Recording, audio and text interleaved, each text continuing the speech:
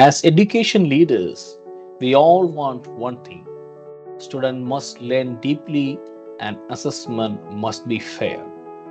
But here is the challenge: if assessment is weak, teaching becomes weak and trust break. Welcome to Pallikkutam Digest for Education Leaders, presented by Rajagiri Media.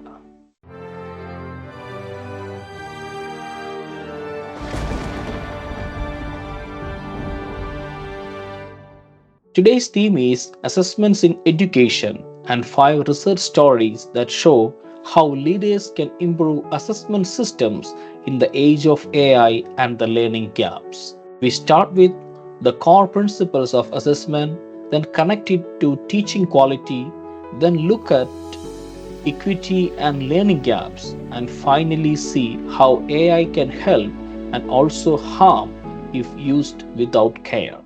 Here is the first story: the foundation, what makes an assessment trustworthy.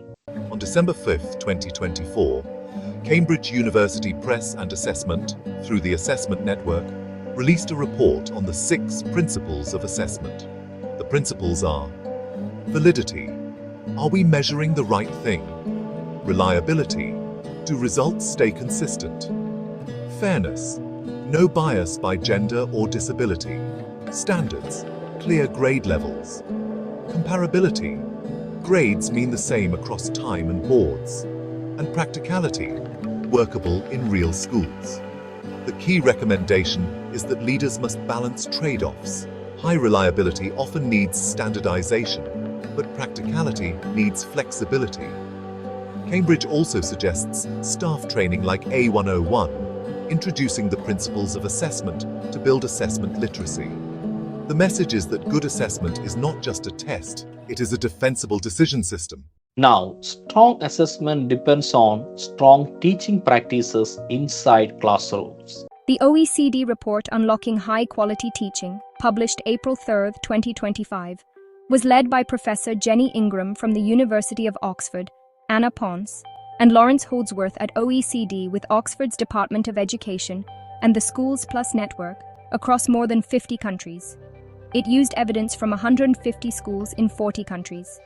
It presents the Schools Plus taxonomy: 5 goals: cognitive engagement, quality subject content, social emotional support, classroom interaction, and formative assessment. A key warning is that only 43% of classrooms show strong cognitive engagement.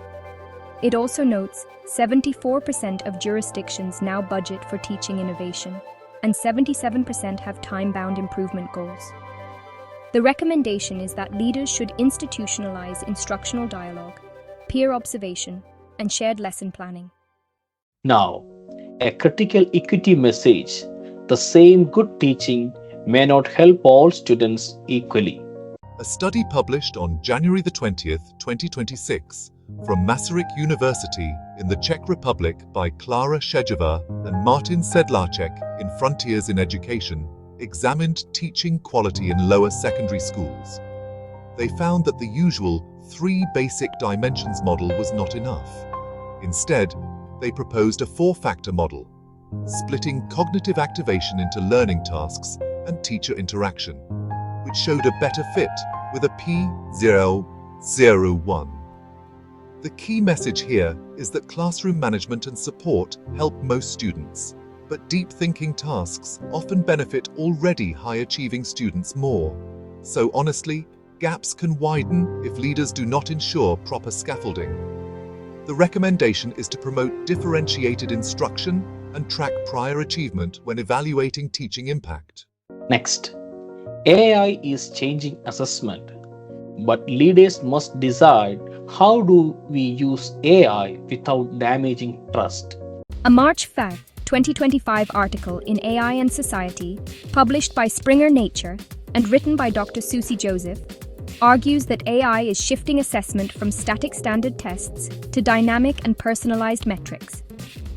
AI can help identify gaps early using predictive analytics, reduce some human bias, and provide real-time feedback for holistic growth. But the key condition is, AI must not become a shortcut to marks. It must become a bridge to deeper learning. The recommendation is to move assessments toward real-world application, use AI to spot learning gaps early, and ensure inclusivity, especially for diverse learners. Finally, a global policy signal. AI literacy is becoming as basic as reading and writing. The 2025 Massachusetts Institute of Technology, AI and Education Summit, published on July 24, 2025, was hosted by MIT Rays, led by Professor Cynthia Brazil, with Professor Eric Klopfer and Professor Hal Abelson, and partners like UNESCO, the World Bank, and DP World, with representatives from more than 170 countries.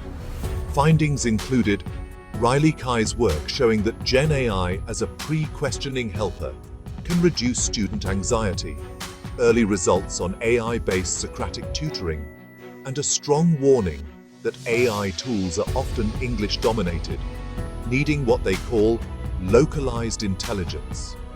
Some key numbers.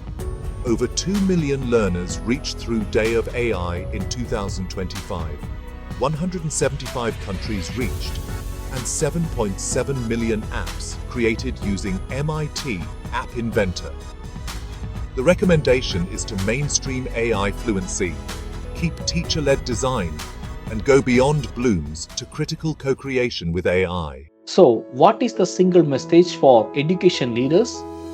Assessment is a trust system. When it is valid, fair, and well designed, it strengthens teaching, reduces gaps, and prepares students for an AI driven future. So, dear leaders, build assessment literacy, strengthen formative practices, protect equity with scaffolding, and adopt AI carefully, with humans accountable and learning at the center. This is Pallikkutam Digest for Education Leaders, presented by Rajagiri Media. Thank you and see you all in the next episode. Thank you.